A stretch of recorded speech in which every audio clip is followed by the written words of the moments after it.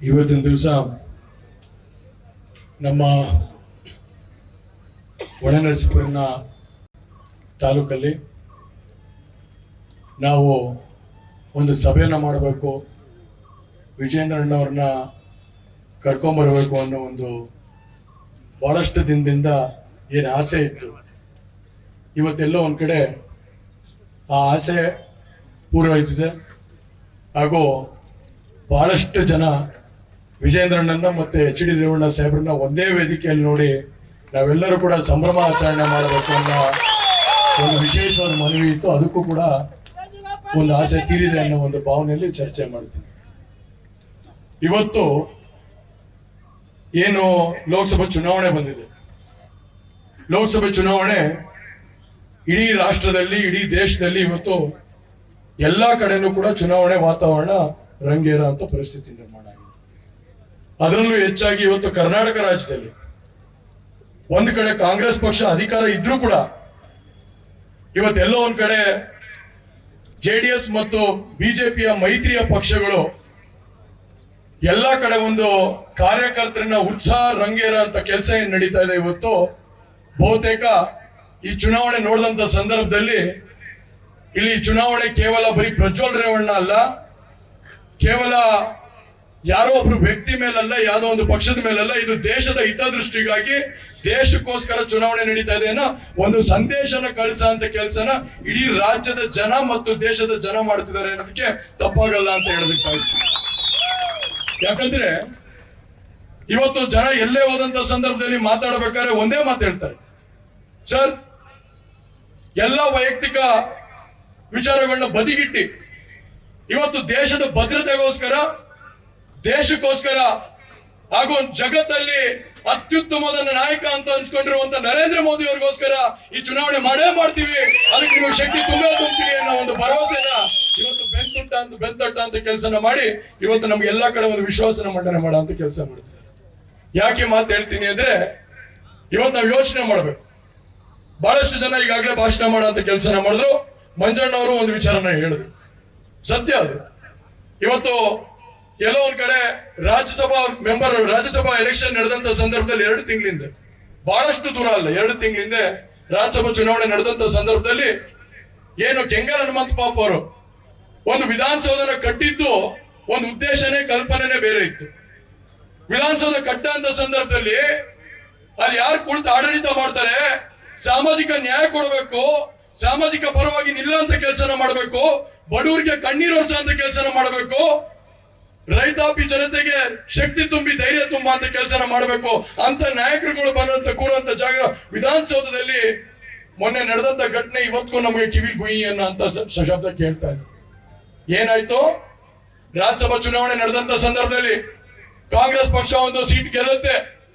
ಆ ಗೆಲ್ಲಂತ ಸಂದರ್ಭದಲ್ಲಿ ಪಾಕಿಸ್ತಾನ್ಗೆ ಜಿಂದಾಬಾದ್ ಅಂತ ಕೂಗುವಂತ ಕೆಲಸನ ಮಾಡಿ ಇವತ್ತು ನಮ್ಮೆಲ್ಲರಿಗೂ ಕಳಂಕ ತರ ಅಂತ ಕೆಲಸನ ಮಾಡಿದ್ರು. ಇವತ್ತು ನಾವು ಯೋಚನೆ ಮಾಡಬೇಕಾಗತ್ತೆ. ತಪ್ಪಿ ಖಂಡಿತವಾಗ್ಲೂ ಗೆಲ್ಲೋದಿಲ್ಲ, 100% ಭಾಗ ಗೆಲ್ಲಲ್ಲ, ಅವ್ರ ಅಪ್ರಾಣಗಳು ಗೆಲ್ಲೋದಿಲ್ಲ. ಆದ್ರೆ ತಪ್ಪಿ ಏನಾದ್ರು ಕಾಂಗ್ರೆಸ್ ಗೆದ್ರೆ, ಇವತ್ತು ಕಾಂಗ್ರೆಸ್ ಗೆಲ್ಲ ಅಂತ ಕೆಲಸ ಮಾಡಿದ್ರು ಅಂದ್ರೆ ಪಂಚಾಯಿತಿಯಿಂದ ಡೆಲ್ಲಿವರೆಗೂ ಪಾಕಿಸ್ತಾನ್ಗೆ ಜಿಂದಾಬಾದ್ ಅನ್ನೋ ಅಂತ ಕೂಗೋಳು ಇವತ್ತು ಬರೋಂತ ಕೆಲಸ ಆಗುತ್ತೆ. ಅದಾಗ್ಬೇಕಾ ಬೇಡವೋ ಅಂತ ನೀವ್ ಯೋಚನೆ ಮಾಡೋಂತ ಸಂದರ್ಭ ಇವತ್ತು ಬಂದಿದೆ. ನಿಜನಾ? ಇವತ್ತು ಸತ್ಯ ಅಲ್ಲ ಅದು? ಇವತ್ತು ಎಲ್ಲ ಹೇಳ್ತಾರೆ ನಾವು ಗ್ಯಾರಂಟಿ ಕೊಟ್ಟಿದೀವಿ ಅಂತ. ನನ್ನ ತಾಯಂದಿರು ಇಲ್ಲೇ ಕುಳಿತಿದ್ದಾರೆ, ನಾನು ಕೇಳ್ತೀನಿ, ಏನೋ 2,000 ರೂಪಾಯಿನ ಗ್ಯಾರಂಟಿ ಕೊಡುವಂತ ಕೆಲಸನ ಮಾಡಿ ಇವತ್ತು ತಾಯಂದಿರುಗಳನ್ನ ಮಳ್ಳು ಮಾಡುವಂತ ಕೆಲಸನ ಮಾಡಬಹುದು, ತಾಯಂದಿರನ್ನ ವಿಶ್ವಾಸಕ್ಕೆ ತಗೊಳ್ಬಹುದು ಅನ್ನೋ ಕೆಲಸ ಮಾಡಬಹುದು ಅನ್ನೋ ಭ್ರಮೆಯಲ್ಲಿ ಇವತ್ತು ಕಾಂಗ್ರೆಸ್ ಇದೆ.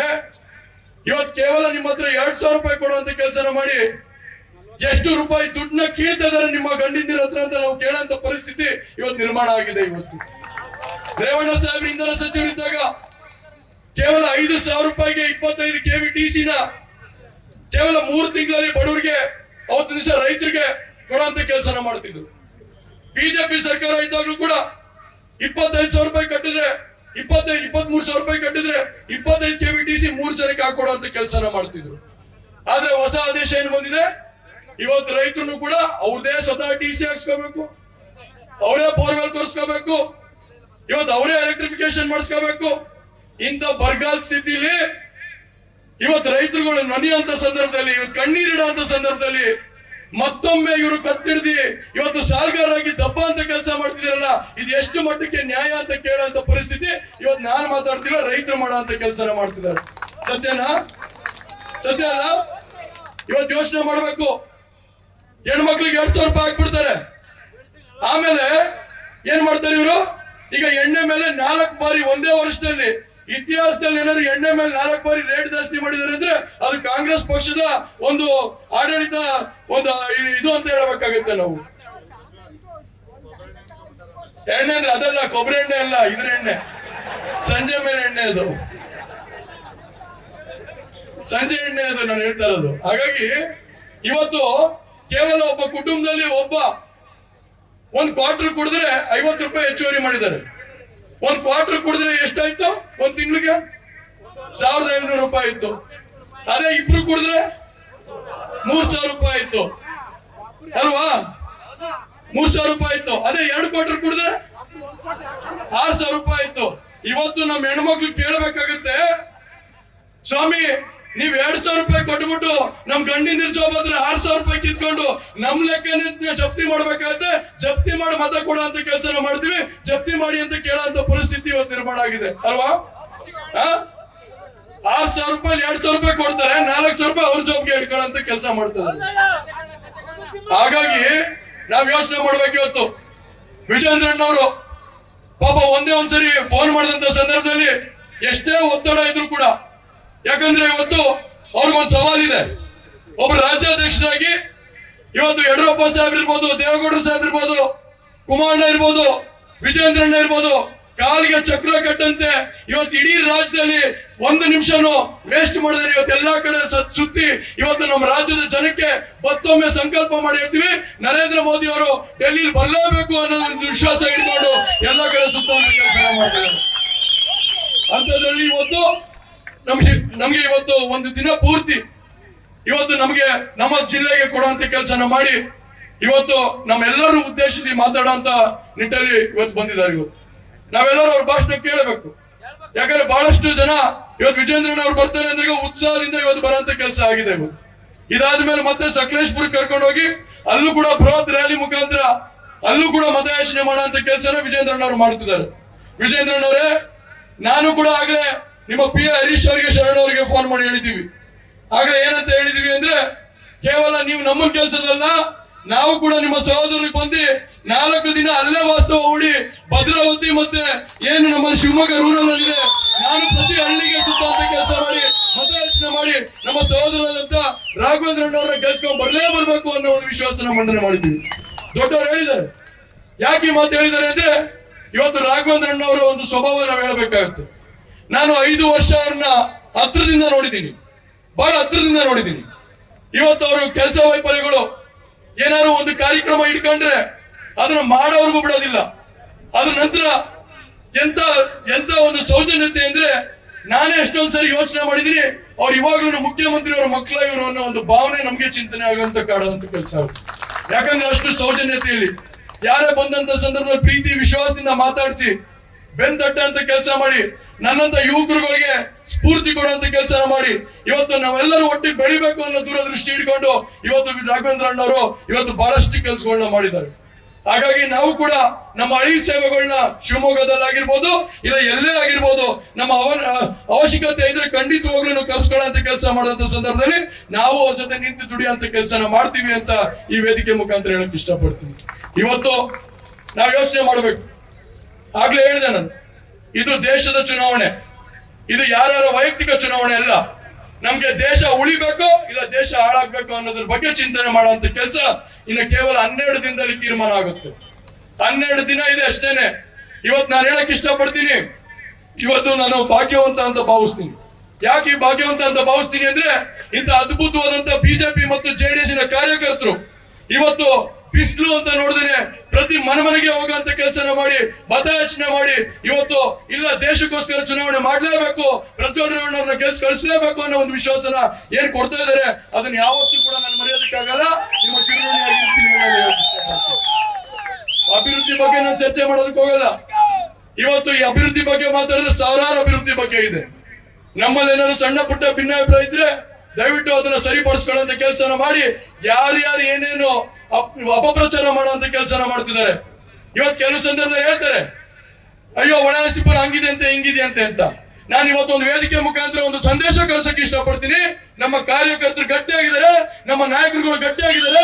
ಖಂಡಿತವಾಗ್ಲು ಬಿಜೆಪಿ ಜೆಡಿಎಸ್ ಎಲ್ಲ ಒಗ್ಗಟ್ಟಿನ ಸೇರಿಸಿ ಇವತ್ತು 40,000ಕ್ಕೂ ಹೆಚ್ಚಿನ ಲೀಡ್ ಕೊಡುವಂತ ಕೆಲಸನ ಒಳನರಸೀಪುರ ತಾಲೂಕು ಹಲವಾರು ಮಾಡುವಂತ ಕೆಲಸ ಮಾಡುದು ನಾವು ಮಾಡ್ತೀವಿ. ನಮ್ಗೆ ಗೊತ್ತಿದೆ ನಮ್ಮ ಕಾರ್ಯಕರ್ತರು. ಒಂದು ಸರಿ ನಮ್ಮ ಕಾರ್ಯಕರ್ತರು ಎದ್ರೆ ಆ ರೋಷ, ಆ ಸಂಘಟನೆ, ಆ ಶಕ್ತಿ ನನಗೆ ಗೊತ್ತಿದೆ ಏನ್ ಮಾಡ್ತಾರೆ ಅಂತ. ಹಾಗಾಗಿ ನನ್ಗೆಲ್ಲ ಗೊತ್ತಿದ್ದ ವಿಚಾರಗಳು ಇವತ್ತಾಗಲೇ ಕೆಲವರು ಬಹಳಷ್ಟು ಜನ ಬಿಜೆಪಿ ಅವರು ಕೂಡ ನನಗೆ ಸಹಕಾರ ಕೊಟ್ಟು ಇವತ್ತು ಬಹಳಷ್ಟು ಜನ ಬಿಜೆಪಿ ಕಾರ್ಯಕರ್ತರು ಬಂದಿದ್ದಾರೆ. ಒಂದು ವಿಷಯ ಇತ್ತು ವಿಜೇಂದ್ರಣ್ಣ, ಸಕಲೇಶ್ಪುರದಲ್ಲಿ ಒಬ್ರು ಆಲೂರಲ್ಲಿ ಒಬ್ರು ಕೇಳಿದ್ರು, ಅಣ್ಣ ಇಷ್ಟು ವರ್ಷ ಎಲ್ಲ ನಾವು ಬಿಜೆಪಿಗೆ ಮತ ಹಾಕೋ ಬಂದಿದ್ದೀವಿ, ಈಗ ಸಡನ್ ಆಗಿ ತನವತ್ತ ಮಹಿಳೆಗೆ ಮತ ಹಾಕಿ ಅಂದ್ರೆ ಹೆಂಗ್ ಹಾಕೋದು ಅಂತ ಕೇಳಿದ್ರು. ಅದಕ್ಕೆ ಒಂದು ತಂತ್ರ ಹುಡುಕಿದೀವಿ ನಾವು. ಏನ್ ತಂತ್ರ ಅಂದ್ರೆ ಅದು, ಈಗ ನಾವು ನಮ್ಮ ಚಿಹ್ನೆ ಯಾವುದು? ತನೆ ಹೊತ್ತ ಮಹಿಳೆ. ಆದ್ರೆ ಮಹಿಳೆಗೆ ಇಷ್ಟು ದಿನ ಹೆಸರಿಟ್ಟಿದ್ವಾ? ಇವತ್ತು ಮಹಿಳೆಗೆ ಹೆಸರಿಡ ಅಂತ ಕೆಲಸ ಮಾಡಿದೀವಿ 2 ದಿನದ ಹಿಂದೆ. ಆ ಮಹಿಳೆ ಹೆಸರೇ ಕಮಲ ಅಂತ. ಹಾಗಾಗಿ ತೆನೆ ಹೊತ್ತ ಮಹಿಳೆ ಗುರ್ತಿಗೆ ಏನ್ ಏಪ್ರಿಲ್ 26ನೇ ತಾರೀಕು ಚುನಾವಣೆ ಆಗ್ತಾ ಇದೆ.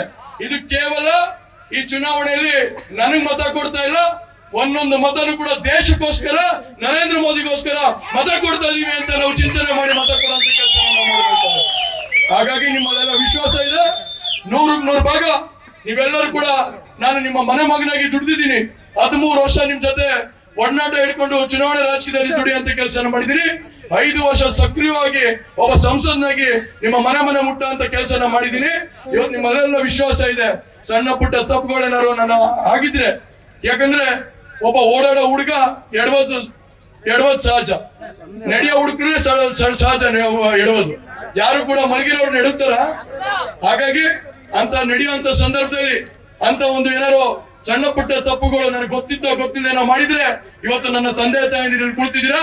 ಒಳನರಸೀಪುರ ತಾಲೂಕಿನ ಬಹಳಷ್ಟು ಜನ ನನ್ನ ಚಿಕ್ಕ ವಯಸ್ಸಲ್ಲಿ ಇದ್ದಂತ ಸಂದರ್ಭದಲ್ಲಿ ಎತ್ತಿ ಕುಣಿಸಾಡಿರುವಂತವ್ರು ಬಹಳಷ್ಟು ಜನ ತಂದೆ ತಾಯಿಂದಿರಿದ್ದೀರಾ.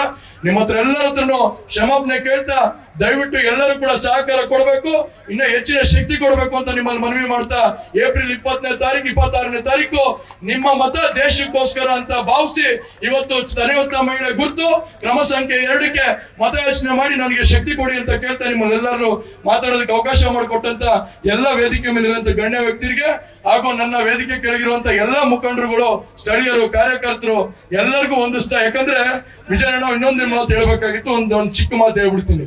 ಇಲ್ಲಿ ಬಂದಿರೋಷ್ಟು ಬಹಳಷ್ಟು ಜನ ಇವತ್ತು ಎಲ್ಲ ಮುಖಂಡರುಗಳೇ ಬಂದಿದ್ದಾರೆ. ನಾನು ಮುಖ ನೋಡಿದಾಗ ಹೇಳಕ್ ನಾನು ಬಯಸ್ಬೇಕು ಅಂತ ಇಷ್ಟಪಡ್ತೀನಿ.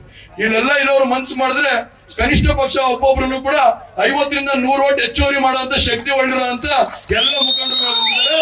ಹಾಗಾಗಿ ನಿಮ್ಮೆಲ್ಲರಿಗೂ ಹೊಂದಿಸ್ತಾ 2 ಮಾತು ಮುಗಿಸ್ತೀನಿ. ಧನ್ಯವಾದಗಳು. ನ್ಯೂಸ್ ಫಸ್ಟ್, ನಿರ್ಭೀತಿಯಿಂದ ನಿಮ್ಮ ಪರವಾಗಿ.